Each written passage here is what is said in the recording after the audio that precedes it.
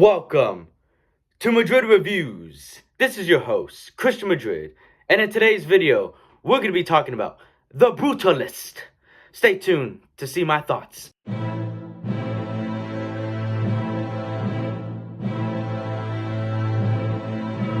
Okay, everybody, let's get into this. So I was finally able to watch The Brutalist, after waiting for these past few weeks, and wow, what a masterpiece this film truly is.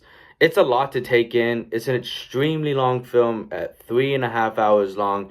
I was left speechless, At first I didn't know how to process it, but I really enjoyed the movie. This movie truly takes you on an epic journey, and I loved every second of it. I love this film, and it's long as fuck. But I'm telling you, it justifies the runtime and is worth every minute. The story is that good. I felt engaged through it throughout the whole movie. Bradley Corbett did one hell of a job directing this film, as he directed such a great epic. This is terrific, That's a wonderful throwback to old school filmmaking, and I'm not too familiar with what he's directed prior to this movie, but I really love this film and what he did, and they don't make them like this anymore. They don't make films like this. They don't make 3.5 hour movies about Holocaust survivors turned architects and with intermissions. They truly don't make films like this, and I wish they did. He took a big swing with this movie, and I think it's paid off so far. A lot of people watching in my theater. It's getting a lot of nominations and accolades and awards already, and and I'm excited to see what Bradley Corbett does next, because this movie is fucking awesome. The writing is phenomenal in this film, as if you're gonna make a 3.5 hour movie, you better have a damn good story to tell, and this movie has exactly that. The story is divided into two parts in this film, with an intermission in between, and I actually really like the intermission. It has a nice breather. It was a 15-minute intermission, so maybe I could go to the bathroom and then come back. I wish more films, especially with this length, would have an intermission. And I love the journey this movie takes us on, as it follows this Holocaust survivor, Lazo, who travels to America to pursue the American dream. As an architect, he's a very talented architect. But this movie takes some unexpected twists and turns with the story, because quite a few unexpected things happened. I really didn't expect, especially the dark places this film, eventually goes to in the second half. I did not expect that at all.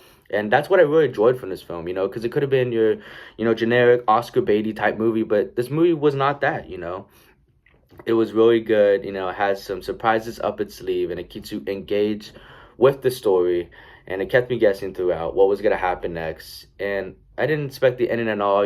Was the epilogue necessary? Not really, but I guess, I enjoyed it, to explain a few things, so I didn't mind it. But, it wasn't all necessary. I could have filled in those blanks myself, but it was a nice little last like 5-6 minutes to fill this in. I love the characters in this film, as this film has characters that you love and hate, some characters that at times you both love and hate, but all of them are very well written and developed. The acting is so good in this film, as, it's some of the best acting I've seen in any film in a while.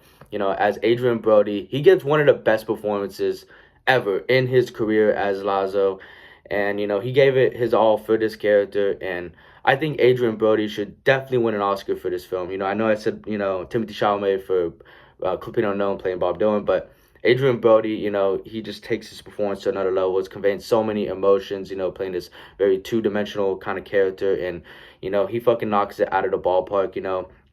I think he should win a second Oscar for this. He was great in The Pianist, but I think he's even better in this film, and, I think he should definitely get that Oscar. Guy Pearce gives another phenomenal performance. This is his best performance since Memento, by far.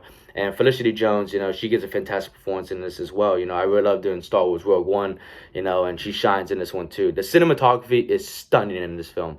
It's beautifully shot, an old school look, shot on 35mm.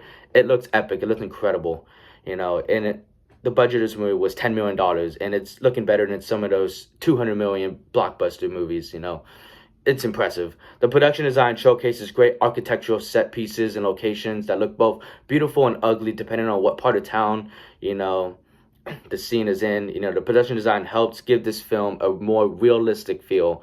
The editing was spectacular in this film, as the transition between each scene moves very smoothly, and it's 3.5 hours long, but it never drags. You know, I never felt the runtime, you know, but it takes its time. It truly does take its time to fully develop its stories and characters. You know, it definitely does. You know, it takes about 30 to 40 minutes to really get going, but when it gets going, fuck, it's going.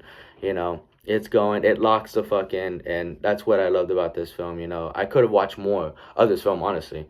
You know, the score immerses you into this world, and that has a great balance of both, you know, good vibes in the beginning to, you know, the dark and suspenseful during the more intense scenes in the middle and end, you know. So, you know, the score, you know, it really, you know, switches vibes real quick. You know, it changes tempo, and that's what I really enjoyed. It's one of the best scores I've heard in a while. Overall, The Brutalist is a one-of-a-kind film. They don't make films like this anymore, and they're not going to make, you know, too many films like this, you know, going on, you know. But I truly enjoyed The Brutalist. It was a nice throwback, you know, to the epics, you know, like The Godfather and, you know, a lot of those films. And, you know, I truly enjoyed, and I know it's not for everyone, you know, due to the runtime, you know, it's not going to be for everyone, but I still highly recommend, you know, especially if you're a cinephile, you know, give this film a watch, you know, check it out. You know, it's a terrific film. I'm definitely giving it an A plus. You know, this is one of the best, you know. 5-course meal, you know, fucking fancy ass restaurant type shit, you know. Truly phenomenal film. I wish this would have came out in my city in 2024. This definitely would have been in my top 10 for sure. Alright, y'all, so that is the end of the video. Don't forget to hit that like button. Comment on whether you have seen this movie or if you're excited to see this movie. You know, if you've seen The Brutalist, let me know your thoughts. I'm dying to hear. I fucking love this movie. And if you haven't already, hit that subscribe button and alerts to know when I drop a new review. Appreciate you all for watching. See you on the next one. Have a good morning, afternoon, or night, whatever time you're watching it. Subscribe to my videos. Thank you all so much for taking the time out of your busy day to watch me. I'm out. Let's get it, yo.